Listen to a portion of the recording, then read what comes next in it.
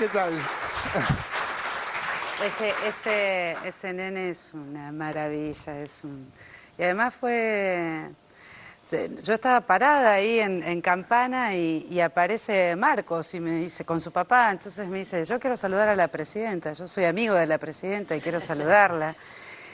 Y la verdad es que, bueno, obviamente lo invité a que venga con nosotros. Es muy emocionante, ¿no? Son esos momentos únicos y maravillosos en la vida, ¿no? No en la política, sino en la vida, que reconcilian con cualquier momento desagradable que uno tenga. La verdad que esos son momentos únicos. Borra la estupidez de todo el informe anterior y que no entiendan otros, da igual. Sí. La verdad que Marcos entiende de la vida, entiende del amor, de la vida. Es una maravilla. Ese chico ayer me hizo sentir muy feliz. A muchos, ¿no? Todos nosotros nos emocionamos. Yo cada vez que lo veo lloro. La verdad es que fue muy, muy emocionante. Qué suerte que has tenido. Sí, son esos momentos únicos en la vida, ¿no? Me hizo además recordar, también lo recordó la presidenta ayer, cuando en Tecnópolis... no me acuerdo el nombre del chiquito, Joel, me parece que el de Jujuy. El chiquito de Jujuy. Claro. Nos recitó a todos los argentinos y argentinas ese poema maravilloso. No te rías de un colla. Bueno, son momentos que hay que atesorarlos, ¿no? Porque son momentos para todos y todas, son momentos muy emocionantes, ¿no? Y también veía la emoción, esta cosa del regalo del Papa al nieto de la presidenta, digamos, pasan otras cosas, ¿no? También porque se da la oportunidad de que tengan voz los que no tienen voz. ¿Cuándo hubiera hablado Marcos por la televisión? ¿O cuándo, junto con la presidenta, un chico que lo habíamos visto la semana anterior, entre que recibió las netbooks ahí a 4.200 metros de altura, después tuvo la posibilidad de venir a Buenos Aires invitado por la presidenta y de hablar, y de hablarle a todos los argentinos, porque habló por todos los medios. Aparecen en los medios, ¿no?, actores que hasta ahora nunca habían estado, y tiene que ver con un país que aparece que hasta el momento no estaba. Yo me quiero quedar solamente muy brevemente con la definición del Papa respecto de que los jóvenes se hagan lío y su vinculación con los dichos de Néstor respecto de la participación juvenil, que me parece importantísima, porque nosotros veíamos hasta hace muy poquito la juventud como peligro, era sinónimo la juventud de algo peligroso y que podía estar en algo raro. Y yo hacía, mientras que lo escuchaba, hice hincapié en algunas leyes, porque estamos hablando, yo quiero hablar de leyes, decía, bueno, nosotros votamos, por supuesto, el derecho de las niñas, niños y adolescentes, una propuesta de ley de Alicia Kirchner, que se votó en el Congreso, pero votamos también, para los que dicen que solamente votamos nuestras leyes, votamos la baja de la mayoría de edad a los 18, ¿se acuerdan que era hasta los 21 para casarse, para salir del país?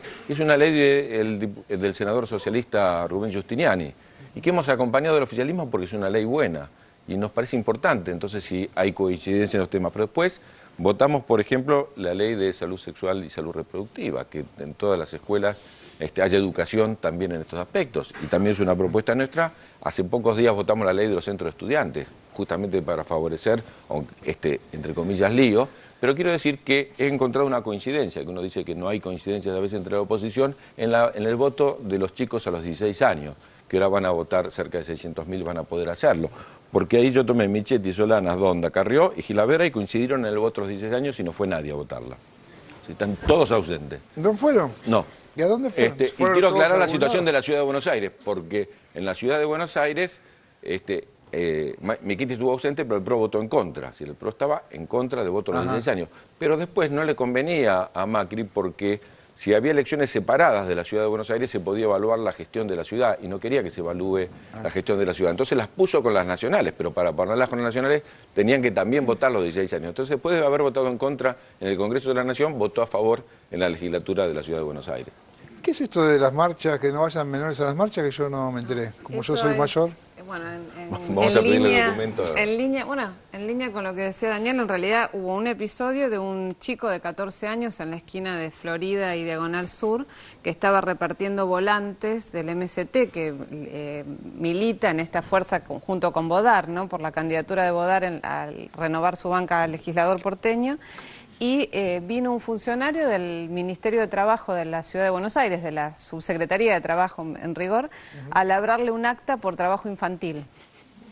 Y el chico... ¿El pibe era un militante? Chico es un militante con un grupo que estaba repartiendo volantes. Y entonces, por trabajo infantil. Por trabajo infantil. Porque ellos están acostumbrados a pagar claro, a los que reparten entonces, volantes. Tiene razón. Si ellos no tienen militantes. No, es... Y el chico que milita en la escuela, estudia en la escuela de danzas, milita, yo hablé con él por radio desde los 12 años, decía, yo estoy acá, milito, porque yo quiero cambiar las cosas.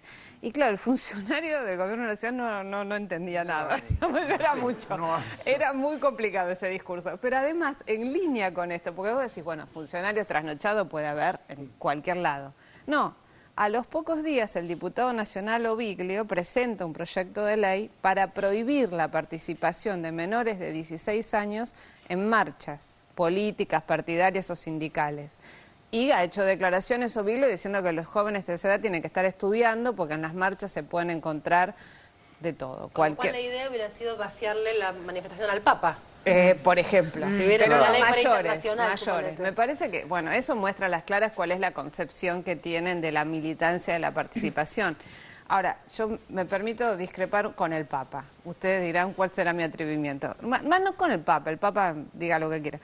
Con la interpretación que se hace sobre esto de hacer lío en las diócesis. La verdad que la iglesia que se ocupe de la iglesia y la política que se ocupe de la política. Me parece que traspolar esa interpretación a la arena política es poner a la iglesia en un lugar de discusión política que para mí es un retroceso en la historia de cualquier país democrático del mundo. La iglesia tiene un rol, la política tiene otro, el César lo que es del César y al Dios de lo que es de Dios. Lo diga el Papa, sea argentino, sea de la nacionalidad que sea, y independientemente del discurso supuestamente de renovación que tiene Bergoglio ante una iglesia que caía a pedazos y que por lo tanto tiene que tratar de reforzar y necesita nuevos fieles.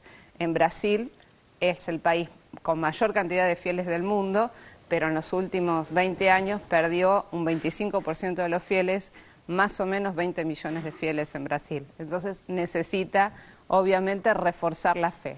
Pero no mezclemos los terrenos, me parece. Pero el terreno ya está mezclado, me parece. Ese a mí es el no sé problema. si No, pero bueno, pero no lo... A mí me parece que lo que- mezclen es una cosa, ahora que lo mezclemos nosotros me parece otra. No, lo que pasa es que no se puede negar el rol político de Francisco, de Bergoglio.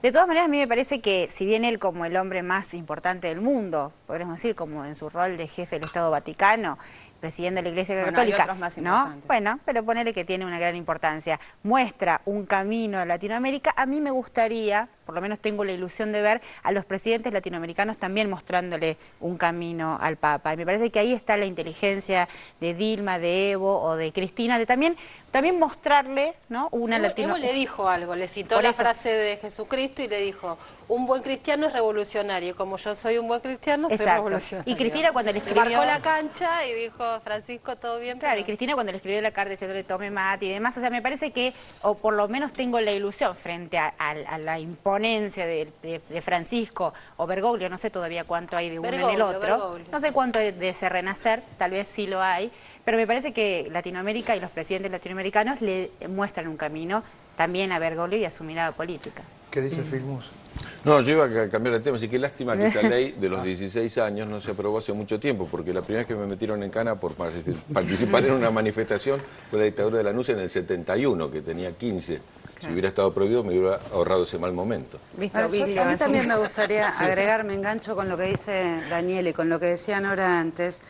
La verdad es que no es que solamente no entienden que un chico, un adolescente de 16 años o de 14 pueda militar por una idea, por una... No nos entienden a nosotros. Te debe pasar lo mismo, Daniel, en el Senado.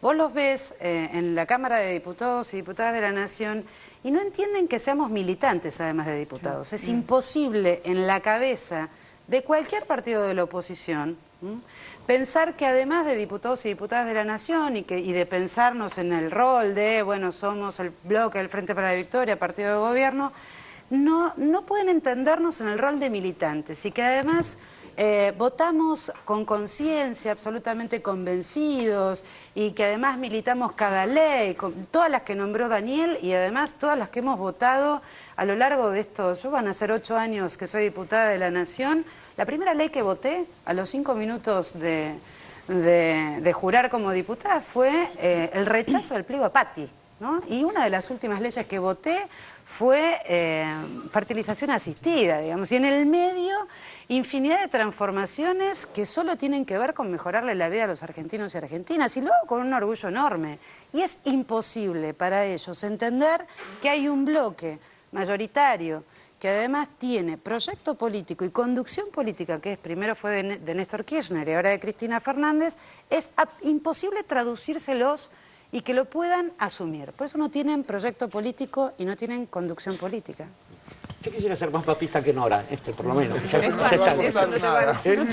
no me va a costar nada. No requiere mucho esfuerzo. Quiero decir que sí, efectivamente yo soy ateo, así que cómo no voy a coincidir contigo en eso. Pero también sé que hay mucha gente católica, empezando por la presidenta, y que el catolicismo es una fuerza de orientación en América Latina especialmente. Ahora bien, no me olvidaría que el Papa, no el anterior, sino el otro, el polaco, fueron los tipos que ayudaron a derribar el muro de Berlín. Digamos, el papel del papado y del Vaticano fue fundamental en términos políticos. En la Argentina la Iglesia contribuyó fuertemente a derrocar al general Perón. En su momento lo excomulgaron, además. Entonces, por un lado, no olvidar que hay mucha gente que tiene una relación con esa idea de trascendencia, y qué sé yo, que es la religión, y la católica particularmente, y particularmente en América Latina, donde ha habido otra expresión de la Iglesia. No olvidemos al mismo tiempo el papel político del Vaticano, que nunca ha sido a favor de las revoluciones, históricamente, desde el siglo II, por lo menos para adelante. Y, sobre todo, no olvidemos que, en todo caso, es que lo que sí hay que hacer es recordarle a la Iglesia un sentido primigenio, igual que a los peronistas, que se olvidan de Perón y de Evita, recordarle al Papa la palabra de Cristo y recordar las cosas que hizo la Iglesia, como cuando fue el Papa a Cuba, el Papa Wojtyla a Cuba, que él le embarcó algunos errores a Fidel, y Fidel le dijo, bueno, ahora hablemos de ustedes, hace 2000 años que vienen metiendo la gamba. Entonces me parece que es interesante ver las cosas en esa dimensión, no desestimar a la gente que cree en el Papa y recordarle al Papa que ya que rezan por él, que escuche lo que dicen en las oraciones, ¿no? Parece que está bueno. Muy bien, vamos a hacer un corte. No, tengo que decir a seguir. Te van a excomulgar, tenemos tiempo, el programa va a seguir por lo menos un par de días más. ¿Sí? ¿Vamos a vender? No, dale. Me dicen que yo no, me parece que de ningún modo mi planteo apunta a cuestionar a aquellos que tienen fe. Eso obviamente es una cuestión de respeto, cada uno piensa lo que quiere y bueno, mucha gente se puede sentir reconfortada por eso. A mí me parece que es obvio que el Papa es el jefe de un Estado, por eso tiene un rol político. Ahora, me parece que la ambigüedad con la que a veces la Iglesia institucionalmente usa su discurso es aprovechada políticamente por los sectores más conservadores siempre.